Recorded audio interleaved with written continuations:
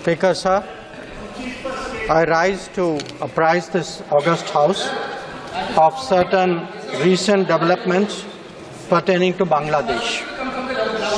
As honourable members are aware, India-Bangladesh relations have been exceptionally close for many decades over many governments.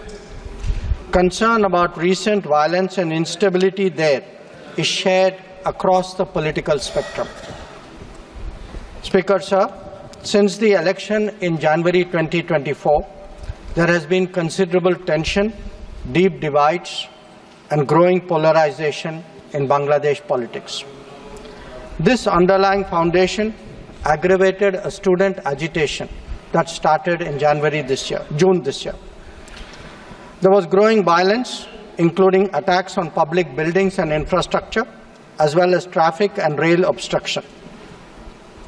The violence continued through the month of July. Throughout this period, we repeatedly counselled restraint and urged that the situation be diffused through dialogue. Similar urgings were made to various political parties, political forces with whom we were in touch.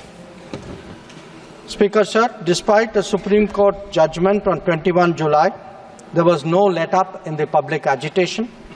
Various decisions and actions taken thereafter only exacerbated the situation. The agitation at this stage coalesced around a one-point agenda, that is that Prime Minister Sheikh Hasina should step down. On 4th August, events took a very serious turn. Attacks on police, including police stations, and government installations intensified even as overall levels of violence greatly escalated. Properties of individuals associated with the regime were torched across the country. What was particularly worrying was that minorities, their businesses and temples also came under attack at multiple locations. The full extent of this is still not clear. Speaker, sir, on 5th August, demonstrators converged in Dhaka despite the curfew. Our understanding is that after a meeting with leaders of the security establishment, Prime Minister Sheikh Hasina apparently decided to resign. At very short notice, she requested approval to come for the moment to India. We simultaneously received a request for flight clearance from the Bangladesh authorities. She arrived yesterday evening in Delhi.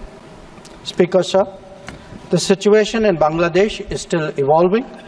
The Army Chief, General Waker-uz-Zaman, addressed the nation on 5th August.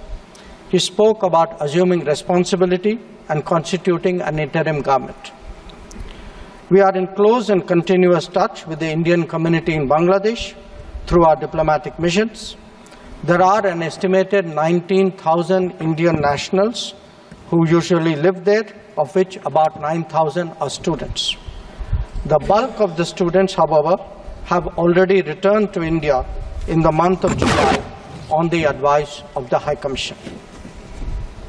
In terms of our diplomatic presence, in addition to the High Commission in Dhaka, we have Assistant High Commissions in Chittagong, Rajshahi, Khulna and Sylhet. It is our expectation that the host government will provide the required security protection for these establishments. We look forward to their normal functioning once the situation stabilizes. Speaker, sir, we are also monitoring the situation with regard to the status of minorities. There are reports of initiatives by various groups and organizations to ensure their protection and well-being. We welcome that. We welcome that and will naturally remain deeply concerned till law and order is visibly restored. Our border guarding forces have also been instructed to be exceptionally alert in view of this complex situation. Speaker, sir, in the last 24 hours, we have been in regular touch with the authorities in Dhaka. This is the situation as of now.